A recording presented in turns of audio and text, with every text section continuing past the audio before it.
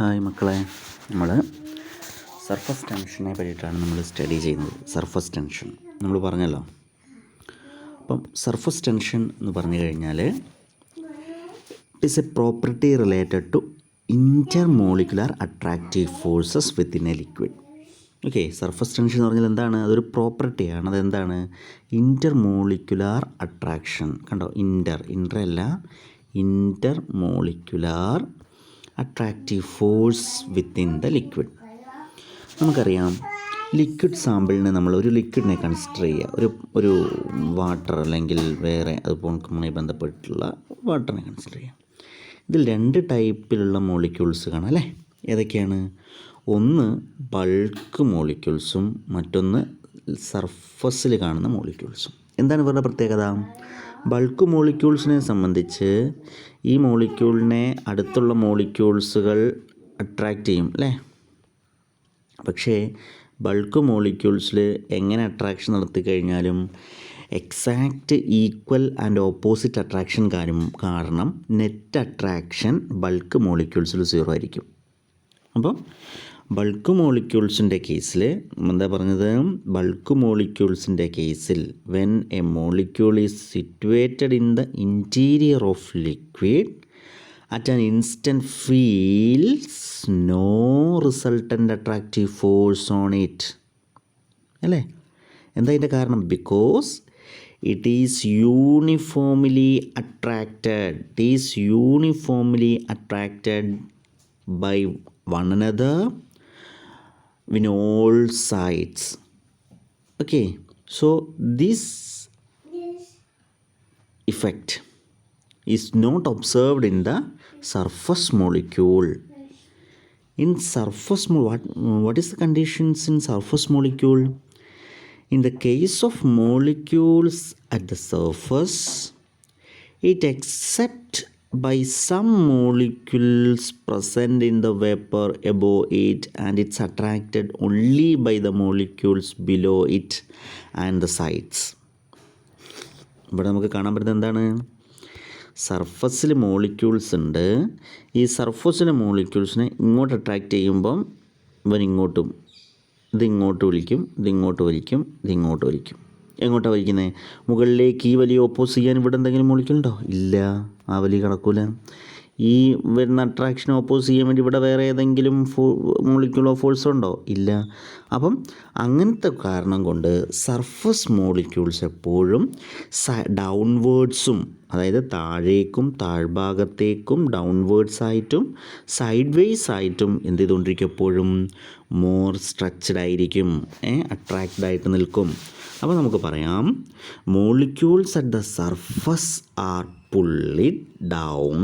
Molecules at the surface are pulled downward and sideways by other molecules.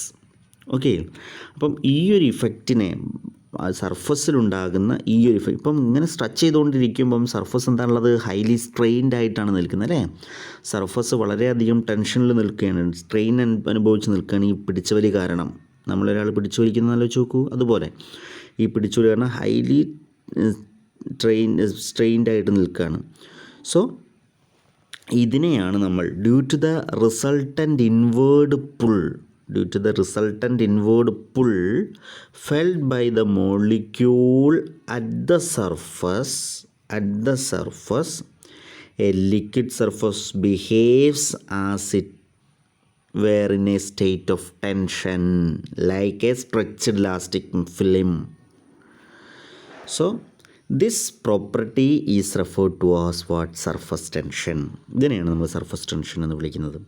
അപ്പം surface tension of a liquid is defined as the force acting at a right angle to any line of unit length along the surface of the liquid.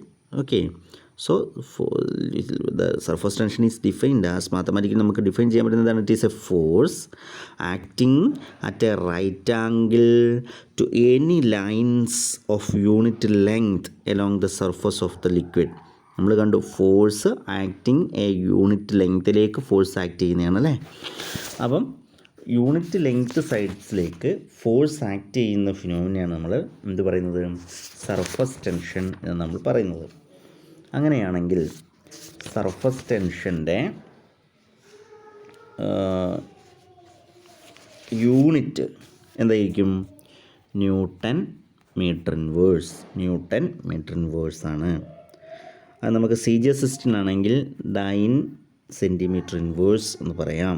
Okay, നമ്മൾ സാധാരണ surface ടെൻഷനെ gamma എന്ന് പറയുന്നിട്ടുള്ള ഇങ്ങനത്തെ gamma അല്ല, ഈ ഒരു letter ഉപയോഗിച്ചിട്ടാണ് നമ്മൾ എന്ത് ചെയ്യുക, സർഫസ് ടെൻഷനെ നമ്മൾ സൂചിപ്പിക്കുക, ഈ ഒരു സാധനം കേട്ടോ, surface tension. So effect of surface tension is to reduce the surface area minimum. ഇതാണ് ഇതിൻ്റെ ഇമ്പോർട്ടൻറ്റ്. സർഫസ് ടെൻഷൻ, അതാണ് ഈ വാട്ടർ ഡ്രോപ്ലെറ്റ്സ് എന്താണ് സ്പെറിക്കലിൽ കാണുന്നതെന്നൊക്കെ ചോദ്യം വരും. എന്താണ് കാരണം, സർഫസ് ടെൻഷൻ മിനിമൈസ് ചെയ്യാനാണ്.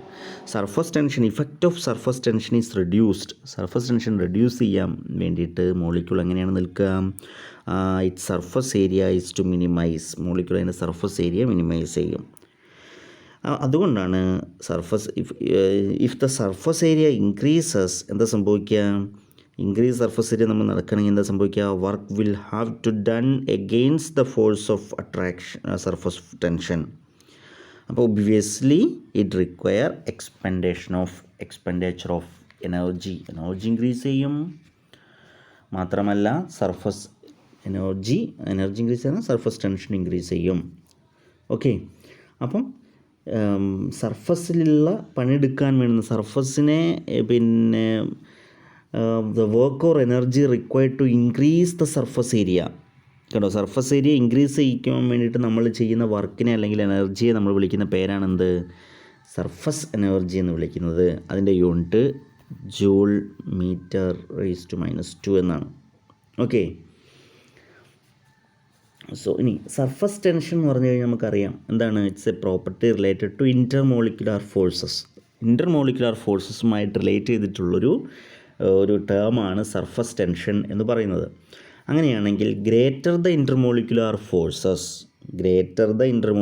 ഫോഴ്സസ് എന്താ സംഭവിക്കുക, prevailing in the bulk of the liquid, the greater will be the inward pull left by surface molecules and greater the work that has to be done to expand the surface. അല്ലേ, ശരിയല്ലേ പറഞ്ഞത്? Intermolecular attraction വളരെ കൂടുതലാണെങ്കിൽ bulk of the മോളിക്യൂൾസിന് വലിയ effect ചെയ്യില്ല. Bulk of the molecules നോക്കാണ്ട് ഈ നമ്മുടെ സർഫസിലെ മോളിക്യൂൾസിനെ സംബന്ധിച്ച് ഇൻ്റർമോളിക്കുലർ അട്രാക്ഷൻ കൂടുമ്പോൾ എന്താ സംഭവിക്കുക, ഡൗൺവേർഡ് പുൾ അട്രാക്ഷൻ വളരെ വളരെ കൂടുതലായിരിക്കും. ഇൻവേർഡ് പുള്ള് വളരെ കൂടുതലായിരിക്കുമ്പം സർഫസ് മോളിക്യൂൾസിന് എന്ത് വേണം, കൂടുതൽ വർക്ക് ചെയ്യണം. എന്തിനു വേണ്ടിയിട്ട്, ദാറ്റ് ഹാസ് സർഫസ് എക്സ്പാൻഡ് ചെയ്യാൻ വേണ്ടിയിട്ട് എന്ത് ചെയ്യണം, ഇതിന് കൂടുതൽ വർക്ക് ചെയ്യേണ്ടി വരും. That means greater the surface energy or surface tension. അപ്പം ഇൻ്റർമോളിക്കുലർ അട്രാക്ഷൻ വളരെ കൂടുതലാണെങ്കിൽ പിന്നെ സർഫസ് എനർജിയും കൂടും, സർഫസ് ടെൻഷനും ഇൻക്രീസ് ചെയ്യും. ഇതാണ് ഇൻ്റർമോളിക്കുലർ അട്രാക്ഷനുമായിട്ടുള്ള ഇതിൻ്റെ റിലേഷൻ. ഇതിന് കുറച്ച് കോൺസിക്വൻസ് ഉണ്ട്. നമുക്ക് കാണാം, cleaning action of soap and detergent due to surface tension. കണ്ടോ, സർഫസ് ടെൻഷൻസ് കാരണമാണ് നമുക്ക് ക്ലീനിങ് ആക്ഷൻസ് നമുക്ക് പ്രോപ്പറായിട്ട് ചെയ്യാൻ പറ്റുന്നത്. Spherical shape of liquid droplets, അതും സർഫസ് ടെൻഷൻ കാരണമാണ്. ഇനി കാപ്പിലറി ആൻഡ് മെനിസ്കസ് ഫോർമേഷൻ നമുക്ക് കാണാം. നമ്മൾ വാട്ടറിൽ ഒരു വാട്ടർ ബേസ് എടുത്തിട്ട്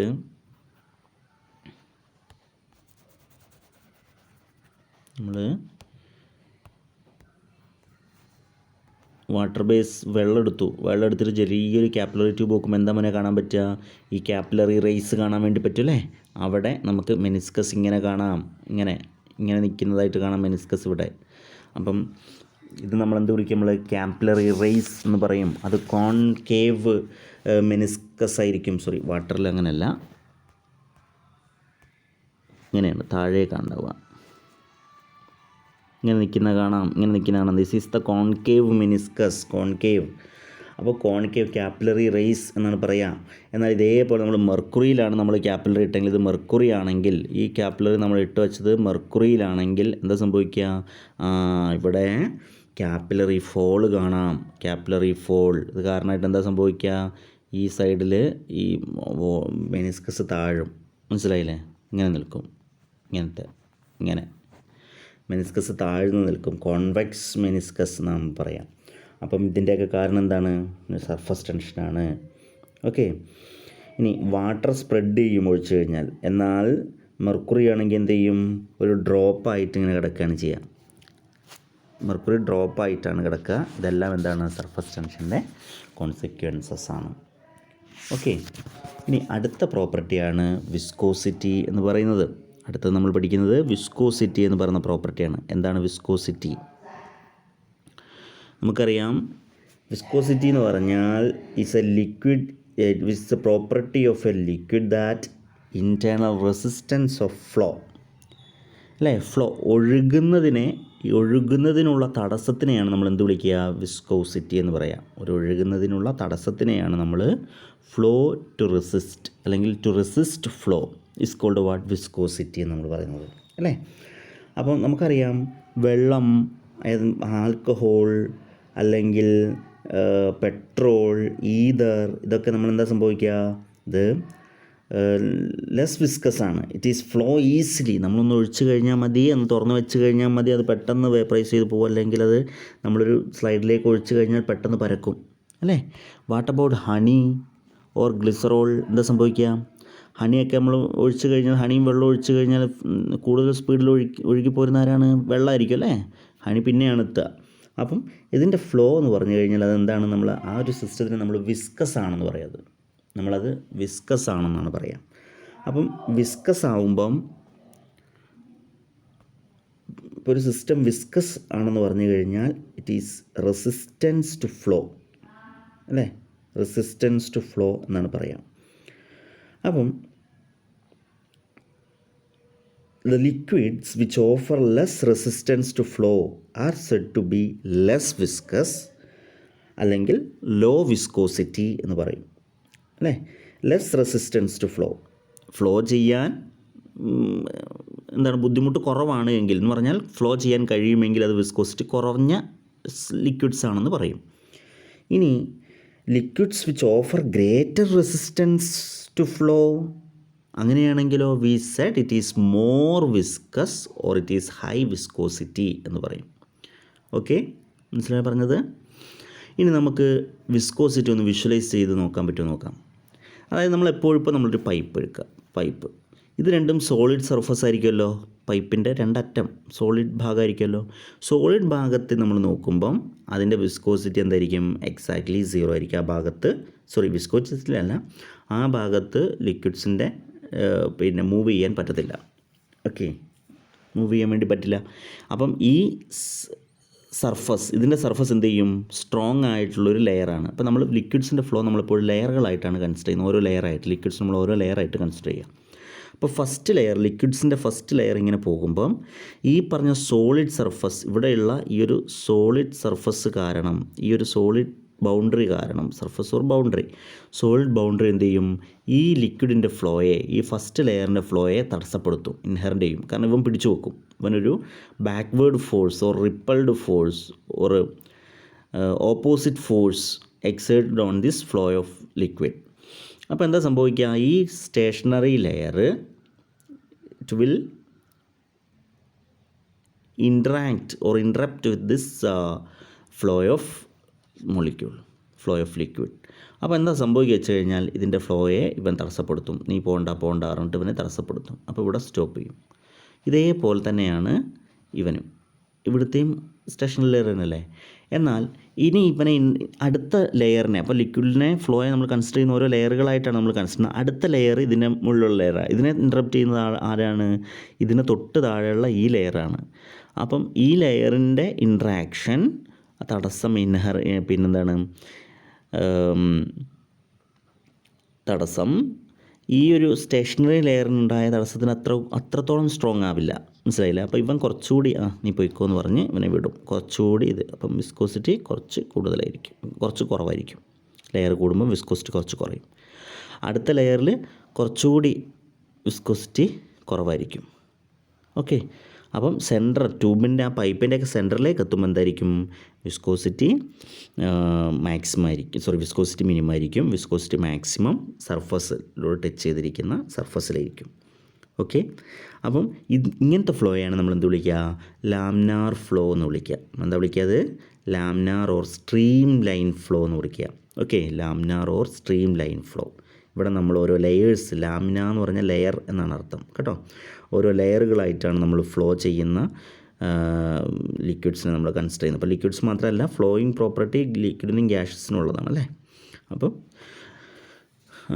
ഇതാണ് നമ്മളെന്ത് പറയുന്നത്, ലാമിനാർ ഫ്ലോ എന്ന് പറയുന്നത്. ലാമിനാർ ഫ്ലോയിൽ നമുക്ക് കാണാൻ വേണ്ടി പറ്റുന്നത് എന്താണ്, velocity gradient between different layers of the liquid അല്ലേ.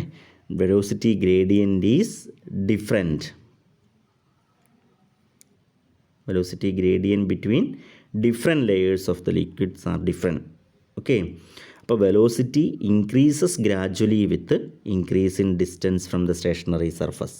സ്റ്റേഷനറി സർഫസിൽ നിന്നുള്ള അകലം കൂടുന്നതിനനുസരിച്ച് എന്താ സംഭവിക്കുക, viscosity increases gradually. Viscosity increases gradually with increase in distance from the stationary surfaces. So there exists a velocity gradient between different layers of the liquid. Okay, അപ്പോൾ in the laminar ഫ്ലോയിൽ അല്ലെങ്കിൽ ട്യൂബിൽ velocity of the layer just in touch with the sides of the tube is zero. അവിടെ velocity ഇല്ല, velocity zero ആണെന്ന് പറഞ്ഞാൽ move ചെയ്യാൻ പറ്റത്തില്ല. And it increases as we proceed towards centre of the tube. Centre of the ട്യൂബിലേക്ക് പോകുന്തോറും അതിൻ്റെ velocity maximum ആയിരിക്കും. ഓക്കെ, ഇതാണ് നമ്മളെന്ത് പറയുന്നത്, ലാമിനാർ അല്ലെങ്കിൽ വിസ്കസ് ഫ്ലോ എന്ന് പറയുന്നത്. ഇനി ഇൻ്റർമോളിക്കുലർ അട്രാക്ഷൻ ഉണ്ടെങ്കിൽ, മോളിക്യൂൾസിനകത്ത് ഇൻ്റർമോളിക്കുലർ അട്രാക്ഷൻ പ്രസൻ്റ് ആണെന്നുണ്ടെങ്കിൽ, the molecules of any one moving layer tend to impede the movement of molecule in the adjacent fast moving layer. അല്ലെ, അഡ്ജസൻ്റ് ആയിട്ട് ഫാസ്റ്റ് മൂവ് ചെയ്ത് വരുന്ന ലെയറിൻ്റെ മൂവ്മെൻറ്റിന് എന്ത് ചെയ്യും, അതിന് തൊട്ട് താഴെയുള്ള ലെയർ എന്ത് ചെയ്യും, ഇൻഹറൻ്റ് ചെയ്യും, തടസ്സപ്പെടുത്തും. അല്ലെന്നുണ്ടെങ്കിൽ നമുക്ക് പറയാം each layer experience A frictional force. അല്ലേ, ഇതിന് ഓരോ ലെയറും എന്തുണ്ടാക്കുന്നുണ്ട്, ഓരോ ഫ്രിക്ഷണൽ ഫോഴ്സ് ഉണ്ടാക്കുന്നുണ്ട്. അതിനെയാണ് നമ്മൾ വിസ്കസ് ഡ്രാഗ് എന്ന് വിളിക്കുന്നത്. ഓരോ ലെയർ ഉണ്ടാക്കുന്ന ഫ്രിക്ഷണൽ ഫോഴ്സിനെയാണ്, ആ ഫ്രിക്ഷനെയാണ് നമ്മൾ വിസ്കസ് ഡ്രാഗ് എന്ന് പറയുന്നത്. Okay, that means from the adjacent slower moving layer. തൊട്ടടുത്തുള്ള സ്ലോ മൂവിങ് ലെയർ എന്ത് ചെയ്യുന്നു, ഫാസ്റ്റായിട്ട് മൂവ് ചെയ്യേണ്ട ലെയറിൻ്റെ മൂവ്മെൻറ്റിനെ തടസ്സപ്പെടുത്തുന്നു. ഇവൻ കുറച്ചുകൂടി ഫാസ്റ്റായിട്ട് മൂവ് ചെയ്യേണ്ടത്, പക്ഷേ തൊട്ടടുത്തുള്ള ഈ ലെയറിൻ്റെ ഒരു ഫ്രിക്ഷണൽ ഫോഴ്സ് കാരണം ഇവൻ്റെ മൂവ്മെൻറ്റ് തടസ്സപ്പെടുത്തുന്നു.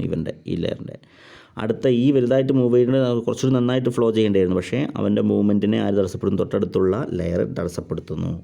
ഇതിനെയാണ് നമ്മൾ എന്ത് വിളിക്കുക, വിസ്കസ് ഡ്രാഗ് എന്ന് നമ്മൾ വിളിക്കുക. ഓക്കെ, അടുത്തത് മറ്റൊരു ടേമാണ് പിന്നെ വിസ്കോസിറ്റി പഠിക്കുമ്പോൾ അതിനകത്ത് വരുന്നൊരു ടേമാണ് കോഎഫിഷ്യൻ്റ് ഓഫ് വിസ്കോസിറ്റി എന്ന് പറഞ്ഞിട്ട് വരുന്നൊരു ടേം, കോഎഫിഷ്യൻ്റ് ഓഫ് വിസ്കോസിറ്റി. അപ്പം പിന്നെ വിസ്കസ് ഫോഴ്സിനകത്ത് നമ്മൾ കാണാം, വിസ്കസ് ഫോഴ്സ് രണ്ട് ലെയറിൻ്റെ ഇടയിൽ ആക്ട് ചെയ്യുന്ന വിസ്കസ് ഫോഴ്സ് എന്ന് പറഞ്ഞിട്ട് is directly proportional to force is required which is directly proportional to area in contact and velocity gradient. അപ്പം നമുക്ക് ഫോഴ്സ് എന്ന് പറഞ്ഞു കഴിഞ്ഞാൽ ഇങ്ങനെ എഴുതാം, force is proportional to area and viscosity gradient. അതിന് നമ്മൾ dU/dz എന്നാണ് പറയുക, വിസ്കോസിറ്റി ഗ്രേഡിയൻ. ഇത് നിങ്ങൾ പഠിക്കേണ്ട, ജസ്റ്റ് ഒന്ന് അറിഞ്ഞിരുന്നാൽ മതി. അപ്പോൾ ഈ പ്രൊപ്പോർഷണാലിറ്റി സൈൻ മാറ്റി നമ്മൾ ഈക്വൽ ആക്കുമ്പോൾ നമ്മൾ കൊടുക്കുന്ന കോൺസ്റ്റൻ്റാണ് ഈറ്റ ഇൻറ്റു A ഇൻറ്റു dU/dz. കണ്ടോ, ഈറ്റ എന്നാണ് ഈ ഒരു ടേമിനെ പറയുക, ഈറ്റ.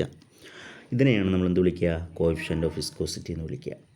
Okay, eta is the coefficient of viscosity. അതിൻ്റെ യൂണിറ്റ് പാസ്കൽ സെക്കൻഡ് എന്നാണ് നമ്മൾ പറയുക.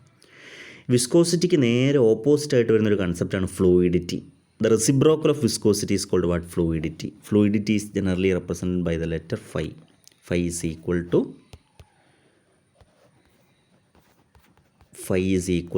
1/η. ഓക്കെ, ഇനി വിസ്കോസിറ്റിയും ഇൻ്റർമോളിക്കുലാർ ഫോഴ്സസും നമ്മൾ നോക്കിക്കഴിഞ്ഞാൽ വാട്ടറിന് വിസ്കോസിറ്റി 10.08 ആണ്. ഈതറിന് 2.23, അസറ്റോൺ 3.23. കണ്ടോ, ഇങ്ങനെയാണ് പോകുന്നത് വിസ്കോസിറ്റി. എഥനോളിന് 12 ആണ് വിസ്കോസിറ്റി. ഓക്കെ, അപ്പം stronger the intermolecular attractive forces within a liquid, greater the resistance to flow of liquid layer and greater the viscosity. അപ്പം എവിടെ intermolecular force of attraction strong ആയിട്ട് വരുന്നോ അവിടെ എന്തായിരിക്കും, ഇൻ്റർമോളിക്കുലർ അട്രാക്ഷൻ സ്ട്രോങ് ആണെങ്കിൽ flow resistance to the flow of liquid, that mean വിസ്കോസിറ്റിയും എന്തായിരിക്കും, greater ആയിരിക്കും. ഓക്കെ, അപ്പം resistance to flow of liquid layer എന്ന് പറഞ്ഞാൽ അത് ഗ്രേറ്റർ ആയിരിക്കും. ഇൻ്റർമോളിക്കുലർ ഫോഴ്സ് കൂടുമ്പോൾ ശരിയല്ലേ, മോളിക്യൂളിൻ്റെ തമ്മിലുള്ള അട്രാക്ഷൻ വളരെ കൂടുതലാണെങ്കിൽ മറ്റൊരാൾ എന്ത് ചെയ്യും, മറ്റൊരാളെ പോവാതെ അവിടെ പിടിച്ചു വെക്കും. മനസ്സിലായില്ലേ, അതിനെയാണ് നമ്മൾ വിസ്കോസിറ്റി എന്ന് പറയുന്നത്.